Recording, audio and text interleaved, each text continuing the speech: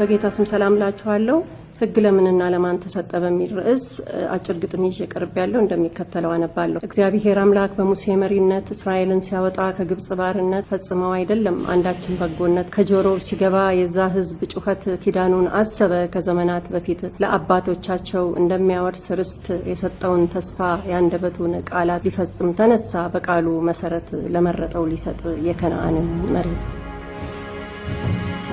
በኃይሉ አወጣቸው በሲና በረሃ በድንቅ መራቸው መና እየመገበ ከዓለትም ውሃ አፈለቀላቸው ምን ቢያጉረመርሙ መቅሰፍት አልመታቸው እንደ አመጻቸው አልመለሰላቸው ጸጋው ስለነበር የተሸከማቸው ቃሉን እንዲሰሙ ብቻ አዘዛቸው። እነሱ ግን አሉ መመሪያ ይሰጠን ማድረግ እንችላለን እግዜር የሚለንን። ሙሴም ቃላቸውን ለእግዜር ተናገረ አስርቱን ትእዛዝ ከአምላክ ተቀበለ። የሕጉንም ሥርዓት ለሕዝቡ አስታወቀ በሕይወት እንዲኖር ከኃጢአት የራቀ ሞት እንደሚያገኘው ሕጉን ያልጠበቀ። ስለዚህ ትእዛዝ እንዳይጥሱ ሙሴ አስጠነቀቀ። ግን አልተቻላቸው ሕጉን ሊጠብቁ በሲና በረሃ በመቅሰፍት አለቁ። በእግዚአብሔር አምላክ ሕጉ የተሰጠው ለእስራኤል ልጆች ነው ራሱ ለመረጠው አሕዛቡን ከቶም አይመለከተው። በክርስቶስ አምነን በጸጋ የዳንን በሕይወት ኖረን ቢሆን በብሉይ ኪዳን ዘመን ሕግን የመፈጸም ዕዳ ነበረብን። ከእስራኤል መንግስት እጅጉን የራቅን ለተስፋው ቃል ኪዳን እንግዳ የሆንን ያለ ክርስቶስ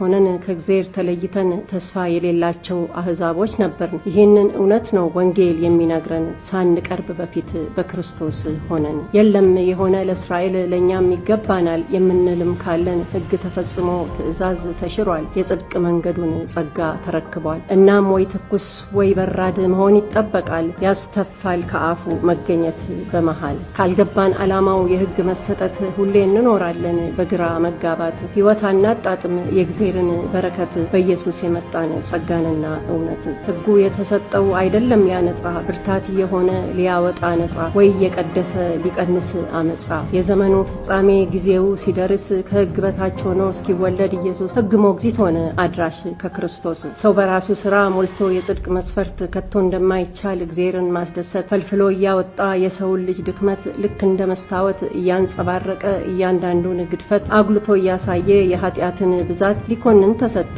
የሙሴ ሕግጋት። ሰው ደካማነቱን አውቆ በመረዳት ታዳጊ እንዲፈልግ እንዲሻ ረድእ ዓላማው ያ ነበር የሕግ መሰጠት ባያበቃ ኖሮ በክርስቶስ መምጣት። በሞት እንዳይቀጥል የሰው ልጆች ዕጣ ጸጋና እውነት ይዞ ኢየሱስም መጣ አይሁድን ሊታደግ ከገባበት ጣጣ ግን ከወገኖቹ ልብ የሚለው አጣ። በሥጋ እሱነቱ በመመልከታቸው በእግዚአብሔር ልጅነቱ ተሰወረባቸው። የዮሴፍ ልጅ ብቻ ነው የመሰላቸው ከቶም አልገመቱም የተላከላቸው መሲህ እንደሆነ የሚታደጋቸው። አዳኝ ነኝ ሲላቸው ፊታቸውን አዞሩ የእግዚአብሔር ልጅነቱን ከስድብ ቆጠሩ ታዳጊ መሆኑን ሳይረዱ ቀሩ።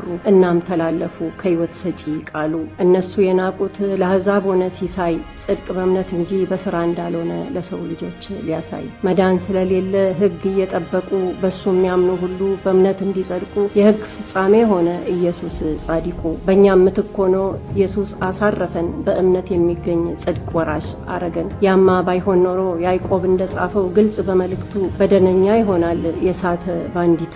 እና ማን ይችላል ሕግን በመጠበቅ ለመቆም በፊቱ? ኢየሱስ ምትክ ሆኖ አንዴ ካሳረፈን በእምነት የሚገኝ ጽድቅ ውረሱ ካለን መቀበል ብቻ እንጂ ምንስ አታገለን ያበቃለትን ሕግ ካልጠበቅን እያልን። የምንችለው ቢሆን እኛ በራሳችን ለምን አስፈለገ ምትክ ማግኘታችን?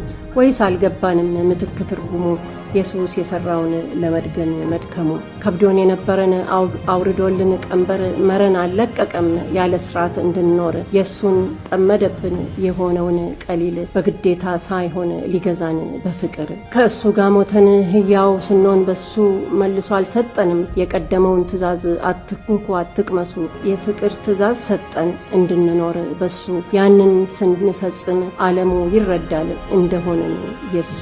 የወደደን ብንወድ የጠላን ብንጠላ ምን ልዩነት አለን ከማያምኑ ጋራ? ስለዚህ ወንድም ቀርቶ ከአጠገብ ያለን ጠላትን ልንወድ ትእዛዝ ተሰጠን። የሳተን ልንመልስ በፍቅር ልናቀና መክረን ለመመለስ ወደ እውነት ጎዳና። ፍቅር ነው ስንቃችን የአዲስ ኪዳን መና። በማንም ለመፍረድ እንድንከሳሰስ የተሰጠን የለም ፈጽሞ አንድም ትእዛዝ። ወንጌልን አብሳሪ እንጂ ምስክሮች በሰዎች የምንፈርድ አይደለንም ዳኞች። አጥርተን እንድናይ የሌላውን ጉድፍ በቅድሚያ እናጥራ የዓይናችንን እድፍ። ያኔ ይኖረናል የኢየሱስ እይታ ሰውን የሚሸከም በምንም ሁኔታ። Go into the world and preach the gospel to all creation. Peace be with you.